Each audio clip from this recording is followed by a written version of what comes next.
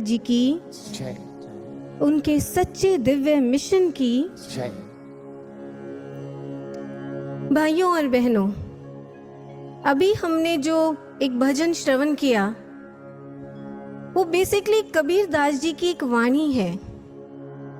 वाणी तो कबीर जी की है, लेकिन इसमें अलग अलग कालखंडों में प्रकट हुए उन सभी पूर्ण आध्यात्मिक पुरुषों, संतों, सद्गुरुओं के स्वर सम्मिलित हैं, भाव सम्मिलित हैं, जो समाज को एक रास्ता, एक पंथ दिखाने आए। महाजनो येन गतः स पंथा, जिस पंथ से, जिस रास्ते से विश्व के सभी महाजन महापुरुष गुजरे और अपने पीछे समाज को चलाया, वो एक रास्ता है आत्मज्ञान का, ब्रह्म ज्ञान का, जिसे गीता में कहा गया राज विद्या राजगुह्यम, means king of all knowledge, supreme sovereign secret. इस परम रहस्यमयी राज विद्या, ब्रह्म ज्ञान को कबीर दास जी अपनी वाणी में हमारे सामने खोल कर रख रहे हैं। आइए हम उनकी वाणी को स्टेंजा बाय स्टेंजा सुनते हैं और उसे समझने की कोशिश करते हैं। पहली दो लाइंस में कबीर जी कहते हैं, सतगुरु ऐसा खेल दिखाया, मोहे देख अचंभा आया, नाभ कमल से पकड़ा हमको, 10वां द्वार लंघाया। कबीर जी कह रहे हैं कि मेरे सतगुरु ने ऐसा दिव्य खेल दिखाया, बाहरी जगत में नहीं, अंतर जगत में, कि मैं देखकर हैरान रह गया। क्या खेल दिखाया? नाभ कमल से पकड़ा हमको, 10वां द्वार लंघाया। ये नाभ कमल क्या होता है? स्पिरिचुअल साइंस कहती है कि हमारा जो स्थूल शरीर है उसके अंदर एक सूक्ष्म शरीर है, और सूक्ष्म शरीर में जो नेवल एरिया है, जो नाभि क्षेत्र है, नाभि से नीचे वाला क्षेत्र, वो निम्न क्षेत्र माना जाता है, जिसे वेदों में पृथ्वी लोक कहा गया।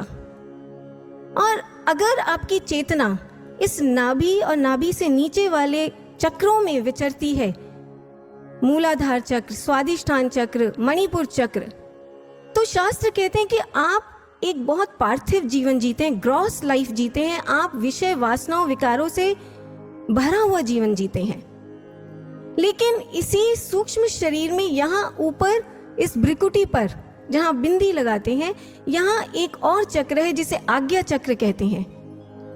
और कबीर दास जी इस आज्ञा चक्र को अपनी वाणी में 10वां द्वार कह रहे हैं।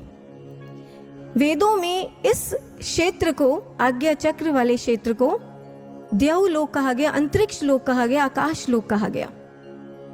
कबीर जी कहते हैं कि मेरे गुरु ने ऐसा दिव्य खेल दिखाया कि मेरी जो चेतना नाभि वाले निम्न क्षेत्र में गिरी हुई थी, वहां से मेरी चेतना को उठाकर सीधा उसे 10वां द्वार लंघा दिया, आज्ञा चक्र जागृत करके उसके पार पहुंचा दिया।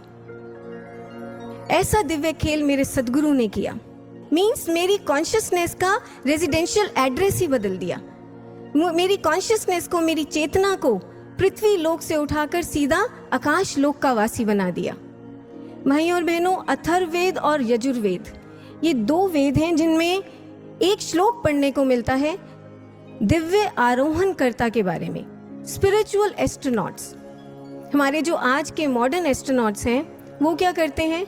वो अपने जो स्पेस क्राफ्ट होता है, उनका स्पेस शटल होता है, उसको पृथ्वी लोक से, पृथ्वी के लॉन्चिंग पैड से वो लॉन्च करते हैं और स्पेस में किसी ऑर्बिट तक पहुंचा देते हैं। लेकिन वेद कहते हैं कि वैदिक काल में जब ऋषि कुमारों को ब्रह्म ज्ञान की दीक्षा मिलती थी, जब आचार्यगण उनका उपनयन संस्कार करते थे, तो उस समय क्या होता था? पृष्ठात् पृथ्वीया, मतलब पृथ्वी के पृष्ठ भाग से, नाभि क्षेत्र को पृथ्वी लोक कहा वेदों में, मतलब नाभि के रूपी पृथ्वी लोक से वो उनकी चेतना के स्पेस क्राफ्ट को उड़ाकर अंतरिक्षादे दिवम आरूहम, कि वो अंतरिक्ष लोक, इस आज्ञा चक्र की ओर की तरफ वो दिव्य आरोहण करा देते थे, एक अपवर्ड फ्लाइट करा देते थे उनकी चेतना के स्पेस क्राफ्ट को। इसलिए वेदों में वो छात्र, वो ऋषि कुमार जो ब्रह्म ज्ञान में दीक्षित हो जाते थे, उन्हें दिव्य आरोहण करता कहा जाता था, उन्हें स्पिरिचुअल एस्ट्रोनॉट कहा जाता था। ऐसा वैदिक काल में वर्णन मिलता है। अब हम देखें कि इसका मतलब ये हुआ कि वैदिक युग से ही ये परंपरा चलती आई है कि हमारे जो ऋषि हुए हैं, सच्चे संत हुए हैं, सद्गुरु पूर्ण गुरु हुए हैं, वो समाज के साथ, साधकों के साथ यही दिव्य खेल खेलते आए हैं। उनकी चेतना को नाभि कमल से उठाकर वो 10वां द्वार लंघाते आए हैं। और ऐसी घटना केवल भारत में नहीं घटी है, विश्व भर के जो महापुरुष हैं, पूर्ण महापुरुष, उन्होंने इसी दिव्य खेल का आह्वान समाज के सामने किया, समाज के लिए किया। मुझे याद है बहुत साल पहले गुरुदेव श्री आशुतोष महाराज जी ने हमें जोसेफ कैम्पबेल की कुछ सीडीज देखने को दी थी। उनमें जोसेफ कैम्पबेल ने विश्व भर के जो पिरामिड्स हैं उनके बारे में बड़ा विस्तार से बताया हुआ है।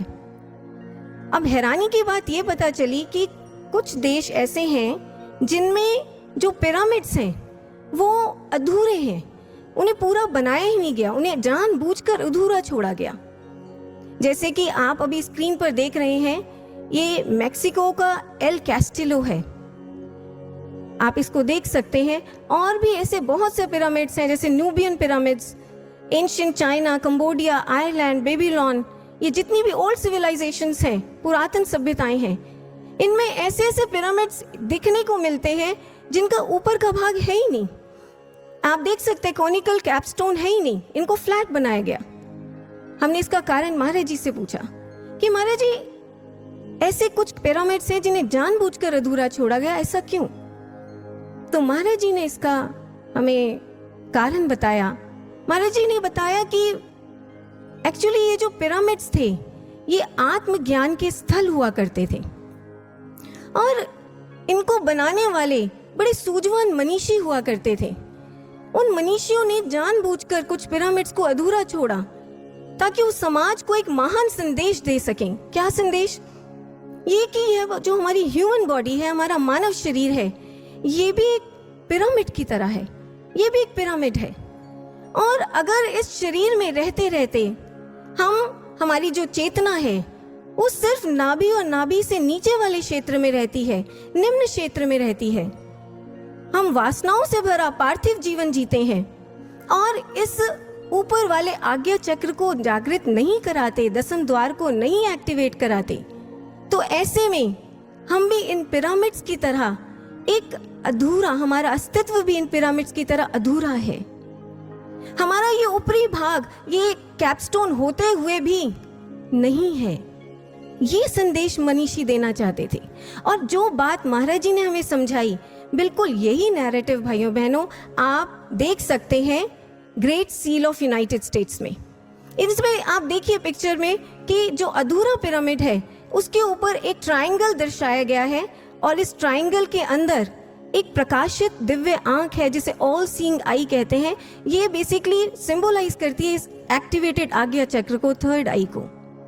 तो देखिए जो मनीषी थे, जो पिरामिड्स बनाने वाले, जिन्होंने अनफिनिश्ड पिरामिड्स छोड़े, उनका यही भाव था। वो हमें समझाना चाहते थे कि हम एक पूर्ण गुरु की खोज करें और उनसे ब्रह्म ज्ञान की दीक्षा लें और दीक्षा लेने के बाद अपने ये जो ऊपरी भाग है कैपस्टोन एरिया, यहाँ पर उस आज्ञा चक्र को जागृत कराएं, दिव्य आंख को जागृत, दशम द्वार खुलवाएं और उसके बाद वही गुरु सत्ता हमारी चेतना को नाभ कमल से उठाकर इस 10वें द्वार पर स्थित करेगी। ये संदेश वो देना चाहते थे। यहाँ पर एक कंफ्यूजन की स्थिति भी रहती है समाज में जो हम आपके सामने रखना चाहेंगे। बहुत से ऐसे आज मेडिटेशन सेंटर्स हैं या हम कह सकते हैं सो कॉल्ड गुरुज हैं, वो आपको थर्ड आई मेडिटेशन सिखाते हैं, आज्ञा चक्र से संबंधित साधनाएं सिखाते हैं।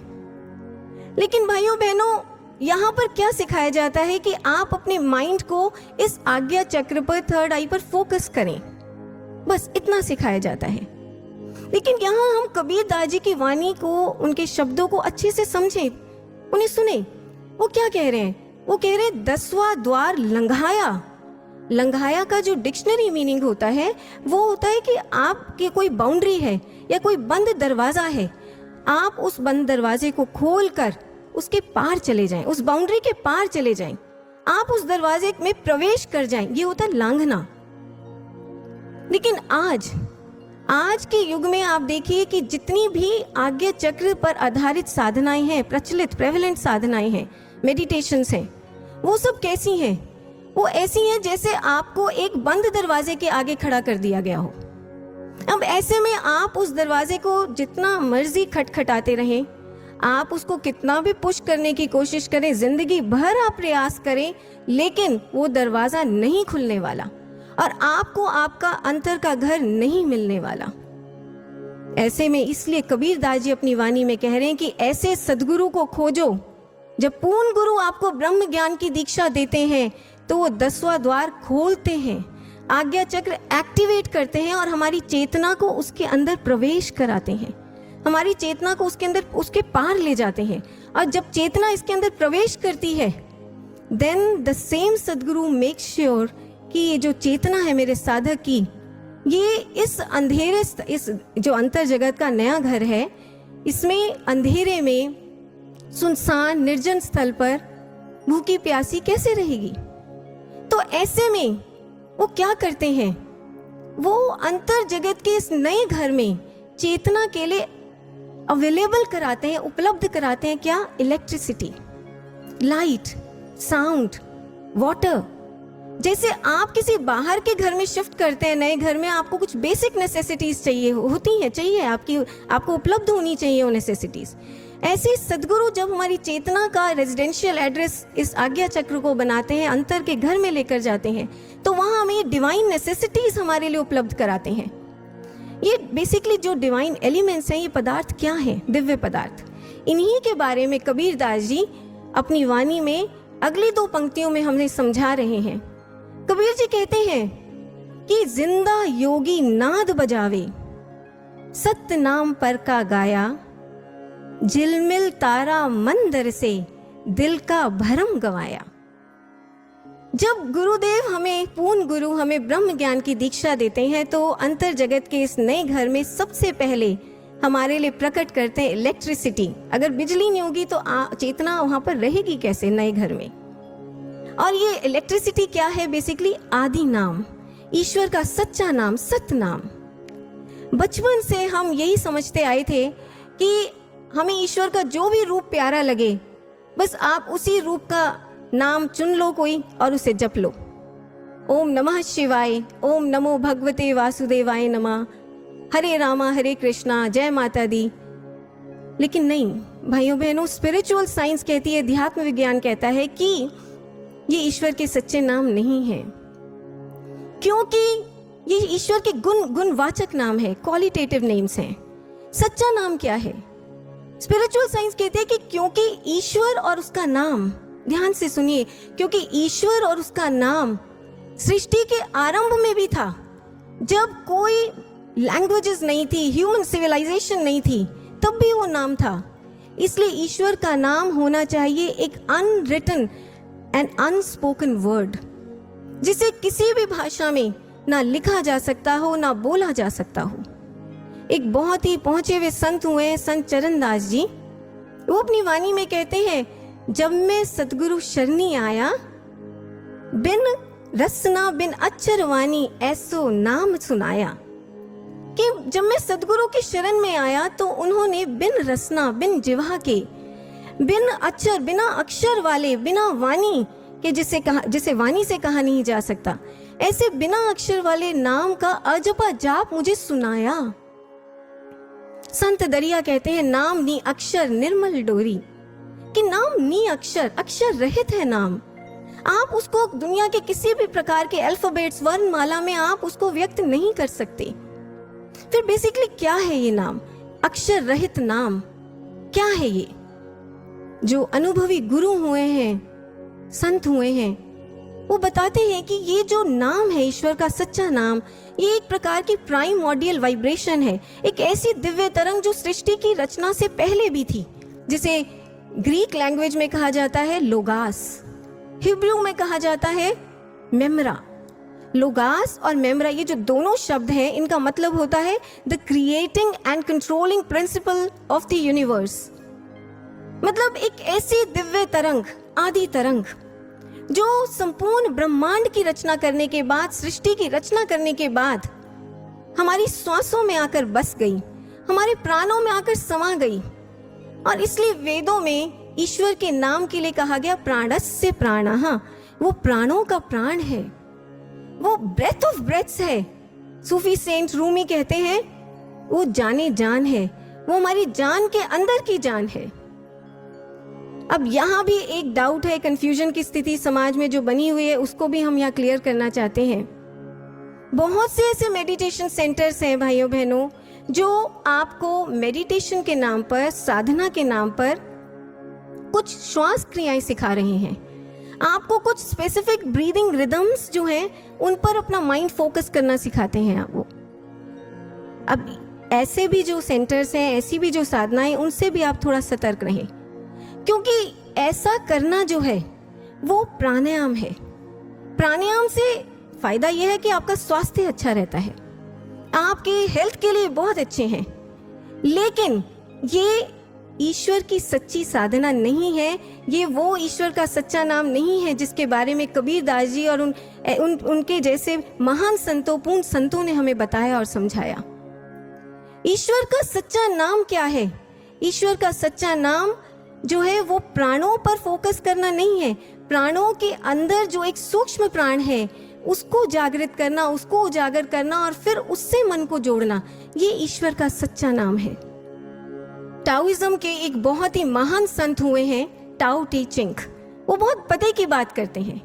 वो कहते हैं कि ordinary people breathe through their lungs, breathe through their chest, but true people breathe from deep within themselves. कि जो सच्चे साधक होते हैं, जिन्होंने पूर्ण गुरु से ब्रह्म ज्ञान की दीक्षा पाई है, वो लोग, वो साधक गण कभी भी ऐसा नहीं है कि लंग्स और चेस्ट में जो आती जाती सांसें हैं, ऑक्सीजन, कार्बन डाइऑक्साइड, स्थूल सांस है, उससे नहीं जुड़ते हैं। वो अपने प्राणों के अंदर जो एक सूक्ष्म प्राण छुपा है, उस प्राण से जुड़कर सांस लेते हैं। बहुत गहरी बात टाओ टी चिंग कहते हैं। अब यहाँ एक बड़ा स्वाभाविक प्रश्न उठता है भाइयों बहनों, वो ये कि ये जो प्राणों के अंदर सूक्ष्म प्राण है, ये जो सूक्ष्म श्वास है, आदि नाम, सत्य नाम, ये प्रकट कैसे होता है, इसका अनुभव कैसे होता है, इसका प्रोसेस क्या है? अब यहाँ रोल आता है एक पूर्ण गुरु का, एक सतगुरु का। सृष्टि की और कोई अथॉरिटी ऐसी नहीं, कोई ऐसी सत्ता नहीं है जो इस नाम को, इस प्रोसेस को हमारे लिए प्रकट कर सके। जब एक पूर्ण सदगुरु आपको ब्रह्म ज्ञान की दीक्षा देते हैं, तो उस समय वो इस आज्ञा चक्र को जागृत करते हैं, लेकिन इसी समय एक और अलौकिक घटना आपके अंतर में घटती है। क्या? कि आपकी जो स्पाइन है, रीढ़ की हड्डी, उसमें एक बड़ी सूक्ष्म दिव्य नाड़ी है जिसे कहा जाता है सुषुम्ना नाड़ी। जिस समय गुरुदेव ज्ञान दीक्षा देते हैं, तो उस समय इस सुषुम्ना का रास्ता भी वो खोल देते हैं उसी समय। तो जो सांस, स्थूल सांस अभी तक हमारी ईड़ा मतलब लेफ्ट चैनल और पिंगला मतलब राइट चैनल, इसी से ऊपर नीचे कार्बन डाइऑक्साइड, ऑक्सीजन, ये ऊपर नीचे जो ट्रैवल करती थी, सांसें हम लेते थे लेफ्ट और राइट चैनल से। लेकिन अब हमारी सांसों को, प्राणों को एक रास्ता, बीच का रास्ता, सुषुम्ना का रास्ता भी मिल जाता है ऊपर नीचे जाने के लिए। उपनिषद में कहा गया, एक ऋषि कहते हैं, प्राणोयम सुषुम्नाम व्रजति स्वतः। वो कहते हैं कि ज्ञान दीक्षा के समय हमारे जो प्राण हैं वो अपना स्थान छोड़ देते हैं। स्थान छोड़ देते हैं, कौन सा स्थान? जो उनका स्थान ईड़ा और पिंगला का स्थान है, लेफ्ट और राइट चैनल का, वो स्थान छोड़ देते हैं और सुषुम्नाम व्रजति, जो सुषुम्ना नाड़ी है, उसमें प्रवेश कर जाते हैं। उसमें ऊपर नीचे प्रवेश कर जाते हैं और उसमें ऊपर नीचे मूवमेंट करते हैं। और जब प्राण सुषुम्ना नाड़ी में प्रवेश कर जाते हैं, तब यही सुषुम्ना नाड़ी, देखिए नाड़ी बहुत दिव्य चैनल है, यहीं पर हमारी श्वासों का सूक्ष्म रूप प्रकट होता है, प्राणों का बहुत सूक्ष्म रूप प्रकट होता है। और ऐसे में आपने देखा होगा, देखिए जो बहुत ही अनुभवी साधक है, जिन्होंने ब्रह्म ज्ञान की दीक्षा लेने के बाद ईमानदारी से सुमिरन का अभ्यास किया है, उनका ये अनुभव रहता है कि वो एक स्थूल सांस पर, ग्रॉस सांस पर, भारी भरकम ऑक्सीजन कार्बन डाइऑक्साइड वाली सांस पर ध्यान नहीं लगा रहे हैं। वो अपनी सुषुम्ना में जो ट्रेवल करती है, एक बड़ी सूक्ष्म सी प्राण की तरंग है, एक बड़ी सांसों की एक बड़ी महीन सी बारीक सी डोरी है, उस पर वो ध्यान लगा पा रहे हैं। और ये होता है भाइयों बहनों सत्य नाम का सुमिरन, जिसके लिए कबीरदास जी कह रहे हैं सत्य नाम पर का गाया। और यही जो डीप मैसेज है, ये महान प्रेरणा हमें इजिप्ट के खंडरों से भी मिलती है। इजिप्ट में ऐसे बहुत से पुरातन मंदिर हैं जिन्हें आप स्क्रीन पर देख सकते हैं, जिन्हें ट्रिप्टिक टेम्पल्स कहा जाता है। ट्रिप्टिक इसलिए कहा जाता है क्योंकि इनमें प्रवेश करने के लिए 3 रास्ते बनाए जाते हैं। आप देख सकते हैं कि इसमें जो दायां और बायां रास्ता है, लेफ्ट और राइट, ये दोनों रास्ते जो हैं ये छोटे हैं और इन्हें ये बेसिकली ईड़ा और पिंगला, हमारी लेफ्ट और राइट जो नाड़ियां हैं, उनको सिंबलाइज कर रहे हैं। और ये जो बीच का रास्ता है, सेंट्रल रास्ता, ये सुषुम्ना चैनल को सिंबलाइज करता है। ये जो बीच का रास्ता है, ये हर मंदिर में, हर ट्रिप्टिक टेम्पल में बहुत चौड़ा, ब्रॉड बनाया जाता था, एक राजमार्ग की तरह समाज का आवाहन करता था कि मुझसे गुजरो। तो बेसिकली ये जो ट्रिप्टिक टेम्पल्स होते थे, ये थर्ड आई अवेकनिंग सेंटर्स हुआ करते थे उस समय। और ये अपने ट्रिप्टिक स्ट्रक्चर से, अपने 3 रास्तों वाले स्ट्रक्चर से समाज को एक संदेश देते थे कि आप दाएं और बाएं इन मार्गों से मत गुजरो, आप स्थूल सांसों तक मत सीमित रहो, मतलब ईड़ा पिंगला तक सीमित मत रहो। Let your pranic consciousness enter through the central passage of Sushumna. अपने प्राण को सुषुम्ना के मध्य मार्ग से गुजारो और आदि नाम का, सत्य नाम का सुमिरन करो। ये महान संदेश हमें इनसे मिलता था। सो ये भाइयों बहनों, ये पहली अनुभूति है आदि नाम का सुमिरन, जो सदगुरु हमारे लिए प्रकट करते हैं हमारे अंतर जगत में। दूसरी अनुभूति जो सदगुरु कराते हैं अंतर जगत में, वो है दिव्य प्रकाश, लाइट। यहाँ इस ब्रिकुटी पर, इस स्थल पर जहाँ बिंदी लगाते हैं, यहाँ पर साक्षात ईश्वर का दर्शन होता है दिव्य प्रकाश के रूप में। This is no visualisation, this is no imagination, no mental contemplation, no mental construction, this is no hallucination, this is direct experience of light within here. ईश्वर की ज्योतिर्मय रोशनी, प्रकाश का यहाँ पर साक्षात दर्शन होता है भाइयों बहनों। एक उपनिषद में ऋषि बड़ा स्पष्ट कहते हैं, आप ये श्लोक सुनिए, वो क्या कहते हैं? वो कहते हैं चक्षुर मध्यगत। ये जो चक्षु हैं, इनके मध्य, चक्षुर मध्यगत ज्योति स्थलम, एक ज्योति स्थल है यहाँ पर। और ये जो ज्योति स्थल है जहाँ पर जगमग ज्योतिर्मय प्रकाश हो रहा है ईश्वर का, विलोक्य अंतर्दृष्टया, आप अंतर्दृष्टि से, थर्ड आई से, दिव्य दृष्टि से विलोक्य इसका दर्शन कर सकते हैं, इसका साक्षात अनुभव कर सकते हैं। और इसका दर्शन करने के बाद निरतिशय सुखम प्राप्त होती, कि आपको अवर्णनीय सुख की, आनंद की प्राप्ति होती है। इतना स्पष्ट हमारे उपनिषदों में ऋषियों ने कहा कि ईश्वर देखा जाता है प्रकाश रूप में इस स्थल पर दिव्य दृष्टि के द्वारा। लेकिन फिर भी समाज में हमेशा इस कॉन्सेप्ट को लेकर एक भ्रम की स्थिति बनी रहती है, एक संशय बना रहता है। एक बार एक विद्वान श्री गुरुदेव आशुतोष महाराज जी के पास आए और उन्होंने महाराज जी के सामने अपना एक संशय रखा। वो कहते हैं कि महाराज जी, आपकी संस्था ये क्लेम करती है कि आप लोग ब्रह्म ज्ञान की दीक्षा के समय ही ये इस स्थल पर ईश्वर का प्रकाश दिखा देते हैं, ईश्वर का साक्षात दर्शन करा देते हैं, लेकिन ये कैसे संभव है? ईश्वर तो निराकार है, परमात्मा तो निराकार है, और निराकार का दर्शन कैसे हो सकता है? तो महाराज जी ने उन विद्वान को बहुत ही शास्त्र सम्मत उत्तर दिया। महाराज जी कहते हैं कि निराकार का अर्थ होता है जिसका कोई आकार नहीं है, और प्रकाश का भी कोई आकार नहीं होता। इसलिए गुरु जब ब्रह्म ज्ञान की दीक्षा देते हैं तो वही निराकार सत्ता इस अंतर जगत में प्रकाश रूप में प्रकट होकर दर्शन देती है, साक्षात उपलब्ध होती है प्रकाश रूप में और दर्शन देती है। ये नियम है, आध्यात्मिक नियम है। ऐसे ही ठाकुर रामकृष्ण परमहंस जिन्होंने स्वामी विवेकानंद, ब्रह्मानंद जी, ऐसे शिष्यों को ब्रह्म ज्ञान दिया और ईश्वर दिखाया, प्रकाश दिखाया। वो भी डंके की चोट पर समाज को कहते थे, वो कहते थे कि my disciples are like plants who grow fruits first and then flowers. मेरे शिष्य ऐसे पौधे हैं जिन पर पहले फल लगता है और फिर फूल उगता है। समाज उनसे पूछता था कि ठाकुर इसका अर्थ क्या है, तो बताते थे कि मेरे शिष्य पहले ईश्वर का दर्शन करते हैं, प्रकाश की साक्षात अनुभूति करते हैं और उसके बाद वो ईश्वर के नाम की महिमा गाते हैं, उसका गुणगान करते हैं। इस तरह भाइयों बहनों, हर महापुरुष ने जो पूर्ण सद्गुरु हुए, उन्होंने समाज के समक्ष एक खुला आह्वान किया कि आओ हमारे पास और ब्रह्म ज्ञान की दीक्षा लेकर अंतर जगत में साक्षात ईश्वर का दर्शन करो प्रकाश रूप में। लेकिन यहाँ पर हम एक डाउट लेना चाहेंगे जो अक्सर इंटेलेक्चुअल सोसाइटी, बुद्धिजीवी समाज उठाता है। वो लोग कहते हैं कि प्रकाश देखने से, ईश्वर को देखने से क्या हो जाएगा? We are not interested to see God. हमें तो बस एक मेडिटेशन टेक्निक सिखा दें आप, जिससे हमारा माइंड जो है वो फोकस रहे, पॉजिटिव रहे, हेल्दी रहे, दैट्स इट। ईश्वर नहीं देखना हमने, उससे क्या होगा? बट ब्रदर्स एंड सिस्टर्स, आप जैसा चाहते हैं उससे उल्टा आप सोच रहे हैं और कह रहे हैं। आप इस बात को साइंटिफिकली समझें। आप मानते हैं कि इस पृथ्वी में एक गुरुत्वाकर्षण है, एक ग्रेविटेशनल फोर्स काम कर रहा है जो हर स्थूल ऑब्जेक्ट को नीचे पृथ्वी की ओर खींचता है।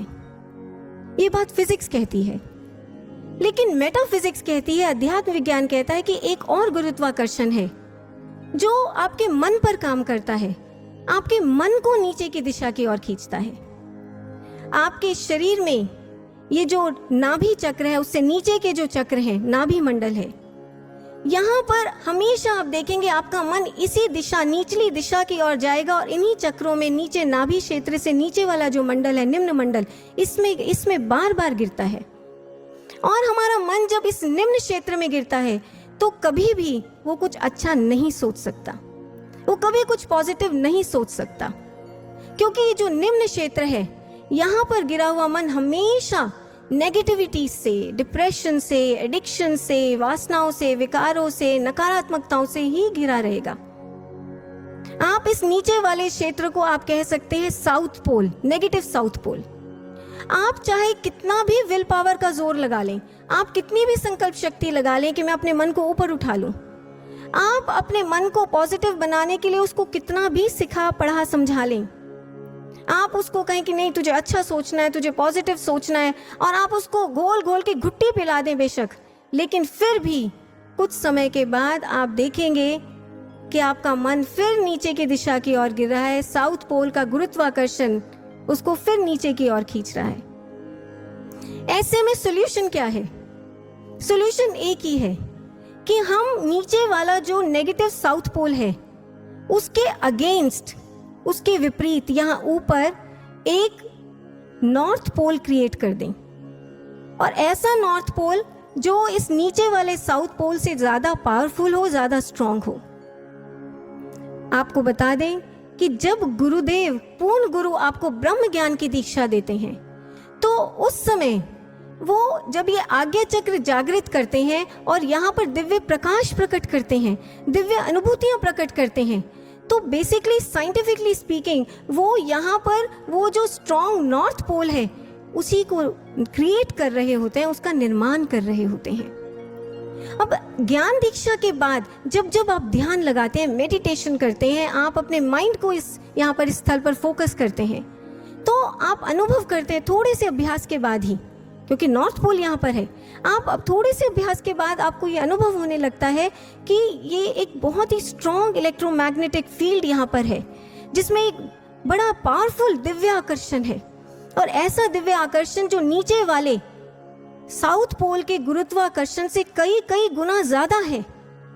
और यही कारण है भाइयों बहनों, ब्रह्म ज्ञान की साधना जब आप करते हैं दीक्षा के बाद, तो आपका मन जो है वो यहाँ इस दिव्य आकर्षण में बंधता है, यहाँ स्थिर होता है, यहाँ रुकता है, वो नीचे नहीं गिरता। फिर ब्रह्मज्ञानी साधक का मन कभी नकारात्मकताओं में, डिप्रेशन में, जो रेगुलर मेडिटेटर्स हैं, जो अभ्यास करते हैं निरंतर, उनका मन बार बार ऐसे नीचे नहीं गिरता नकारात्मकताओं में, एडिक्शंस में, वासनाओं में, नहीं। क्यों? क्योंकि उनका मन इस दिव्य आकर्षण से बंध जाता है या स्थिर हो जाता है, स्थित हो जाता है। और जब यहाँ स्थित हो जाता है मन, यहाँ रहने लगता है, तो आपको जैसे पहले बताया कि यहाँ पर ये दिव्य स्थल है, या आत्मा परमात्मा का निवास स्थल है, या सुप्रीम डिविनिटी का निवास स्थल है, पावर हाउस है या पॉजिटिविटी का। तो यहाँ जब मन रहता है तो अपने आप सुंदर और सकारात्मक होने लगता है, अपने आप वो पॉजिटिव और हेल्दी होने लगता है। भाइयों बहनों, ये है मन को अच्छा सच्चा बनाने का फंडामेंटल फॉर्मूला। और समाज में कोई ऐसा मॉडल नहीं, कोई ऐसे एल्गोरिथम नहीं, कोई ऐसा सिस्टम नहीं, कोई और टेक्निक नहीं है जिससे आप अपने मन को सुंदर, सकारात्मक, स्वस्थ बना सके परमानेंटली। इसलिए वेदों में, उपनिषदों में कहा गया, तद दर्शनम सदाचार्य मूलम।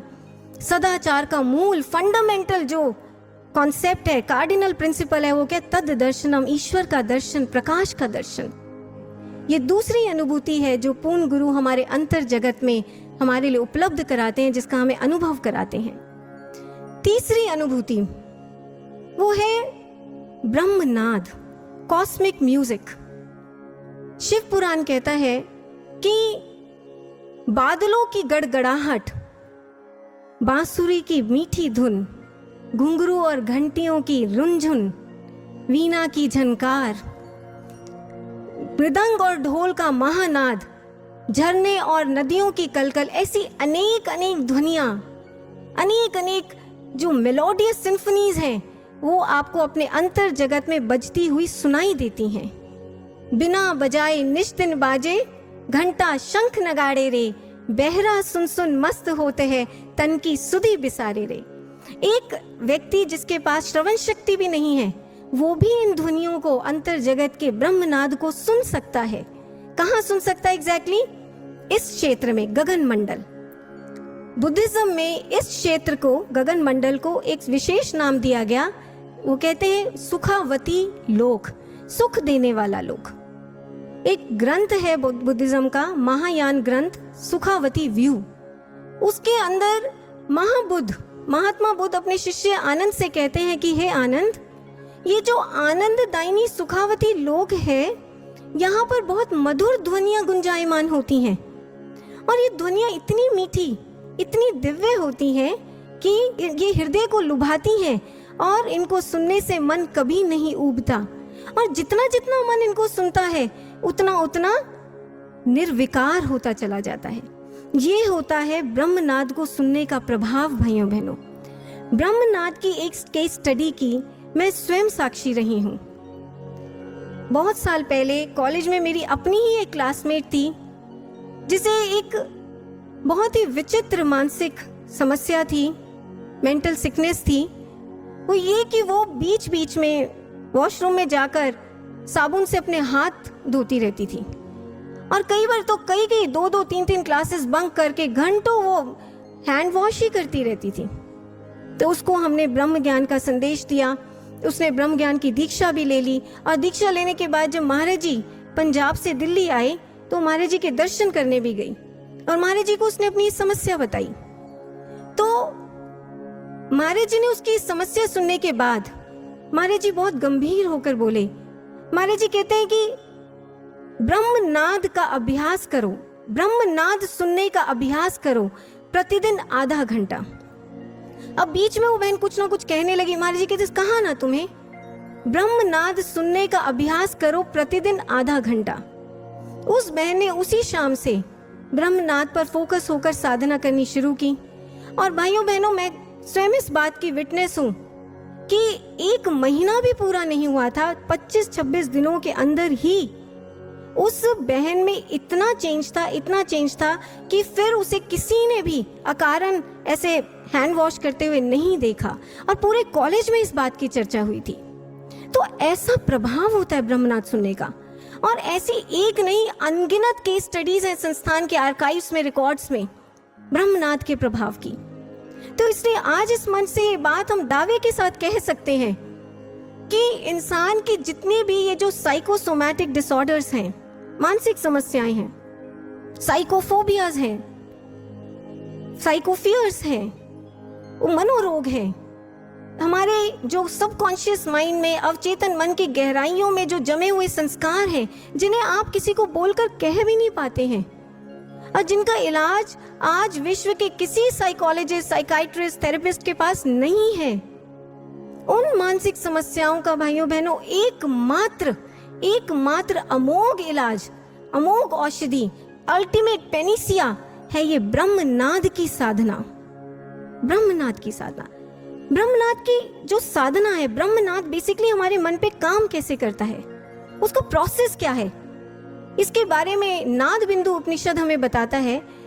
ऋषि कहते हैं कि दुग्धा अम्बुवन, कि जैसे दूध और पानी आपस में मिल जाते हैं, पूरी तरह मिल जाते हैं, एक रूप हो जाते हैं, ऐसे ही नादे मनः एकी भूयात, नाद और मन ये भी एकमिक हो जाते हैं, पूरी तरह घुल मिल जाते हैं। जितना जितना आप ब्रह्मनाद को सुनने का अभ्यास करते हैं, उतना उतना आप पाते हैं कि आपका मन और नाद लय हो गया है। जैसे जैसे दूध पानी में पूरी तरह प्रवेश कर जाता है और अपना रूप बना लेता है पानी को, ऐसे नाद मन के अंदर प्रवेश कर जाता है पूर्ण रूप से और मन को अपना रूप बना लेता है, और फिर मन की गहराइयों में, कोने कोने में जाकर वहाँ जो रोग छुपे हैं, जो समस्याएं छुपी हैं, उनका इलाज करता है। ऐसे काम करता है ब्रह्मनाद। और ये तीसरी अनुभूति है जो सद्गुरु, पूर्ण गुरु असीम कृपा करके हमारे अंतर जगत में हमारे लिए उपलब्ध कराते हैं, जिसका हमें अनुभव कराते हैं। चौथी और आखिरी अनुभूति वो है दिव्य अमृत, होली नेक्टर्स, डिवाइन नेक्टर। हमारे योग शास्त्र बताते हैं कि ये जो शिरोभाग है, हमारा ऊपरी भाग सिर का, इसको अलग अलग नाम दिए गए। सहस्त्रदल कमल, सहस्रार चक्र, ब्रह्मांड, ब्रह्मरंध्र, गगन मंडल। यहाँ पर कहा जाता है कि एक उल्टा कमल है, सहस्त्रदल कमल, 1000 पेटल लोटस, और इस कमल से बूंद बूंद अमृत टपकता है। संत दरिया कहते हैं बूंद अखंडा सो ब्रह्मंडा, कि इस ब्रह्मांड से बूंद बूंद अमृत टपका करता है, और वो भी अखंड प्रवाह में बिना रुके टपकता ही रहता है।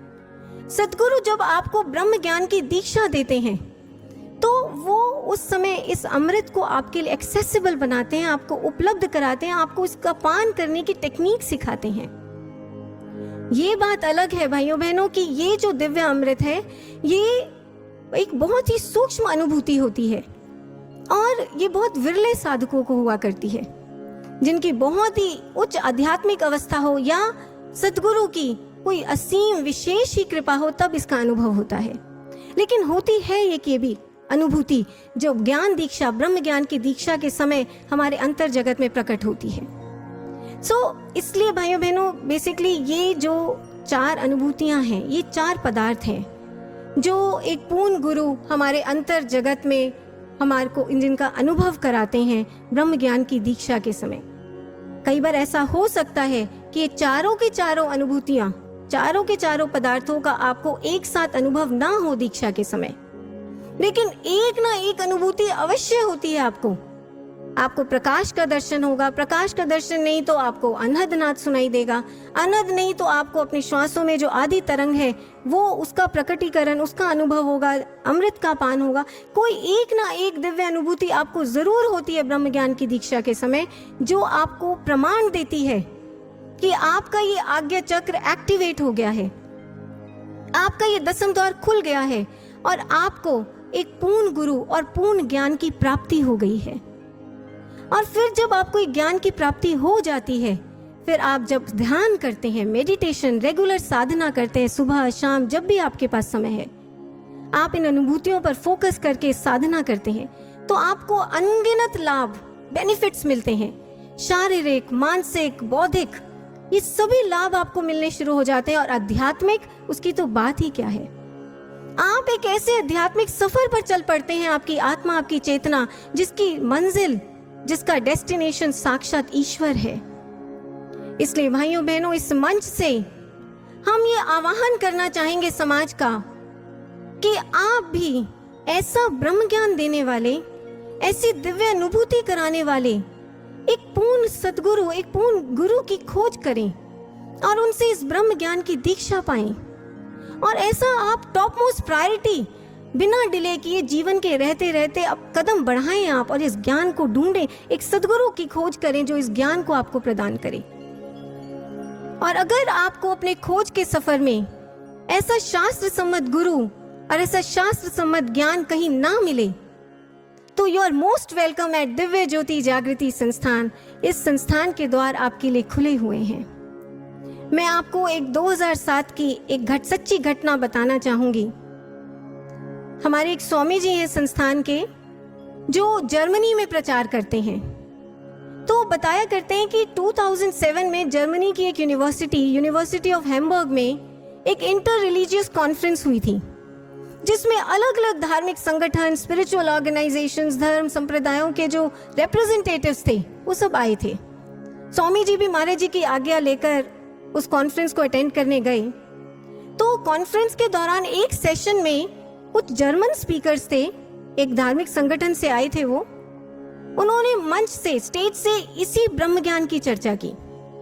इनर वर्ल्ड की डिवाइन लाइट, कॉस्मिक म्यूजिक, अनहद नाद, प्रकाश, इस सब की चर्चा की। स्वामी जी को बड़ी क्यूरियोसिटी हुई, तो इसलिए इंटरवल में स्वामी जी वो जो रिप्रेजेंटेटिव्स थे उस संगठन के, उनसे जाकर मिले। और इससे पहले कि स्वामी जी कुछ कहते, वो हर बात पर, वो सामने से वो लोग कहते, उस संगठन के जो रिप्रेजेंटेटिव्स थे वो हर बात पर कहते, हाँ हाँ हमने भी दिव्य प्रकाश देखा है, हाँ हम आज भी देखते हैं, हम नाद भी सुनते हैं, ब्रह्मनाद, कॉस्मिक साउंड्स, ये हमें सुनाई देती हैं अंतर में। स्वामी जी बड़े हैरान हुए और वो जब वापस लौटे शाम को, उन्होंने महाराज जी को फोन किया इंडिया में और महाराज जी को सारी बात बताई। अब महाराज जी ने सुनकर क्या कहा, महाराज जी कहते हैं कि ऐसा कैसे संभव है। पावर हाउस, अध्यात्म का पावर हाउस तो समय का पूर्ण गुरु होता है, सतगुरु होता है। वो इधर से करंट छोड़ता है तो फिर वहां पर दिव्य प्रकाश, अनंत नाद प्रकट होता है, अंतर जगत की अनुभूतियां प्रकट होती हैं। इसलिए ठीक से पता लगाओ, असत्य कह रहे हैं वो, तुम ठीक से पता लगाओ। और यही बात निकली भाइयों बहनों। जब स्वामी जी ने पता लगवाया, स्पेक्युलेट कराया, तो वो जो लोग थे वो पता चला कि सिर्फ बातें ही बातें करते थे, डिवाइन एक्सपीरियंस, प्रैक्टिकल एक्सपीरियंस किसी के पास नहीं था। इसलिए ब्रदर्स एंड सिस्टर्स, आज समाज में ऐसे बहुत से संगठन हैं, बहुत सी संस्थाएं हैं जो धर्म शास्त्रों से, ग्रंथों से रेफरेंसेस ले लेकर इस ब्रह्म ज्ञान का थियोरेटिकल प्रचार करते हैं, लेकिन उनके पास प्रैक्टिकल एक्सपीरियंस नहीं है। एक बार महाराज जी ने, स्वयं गुरुदेव श्री आशुतोष महाराज जी ने ये बात मंच से कही थी। महाराज जी ने कहा था कि अध्यात्म का प्रचार प्रसार शुरू करने से पहले हम स्वयं हर गुरु, हर संगठन, हर संस्था, हर मठ में गए जो उस समय धर्म के क्षेत्र में प्रचलित थे, और वहां जाकर हमने इसी शास्त्र सम्मत ब्रह्म ज्ञान की जिज्ञासा की थी।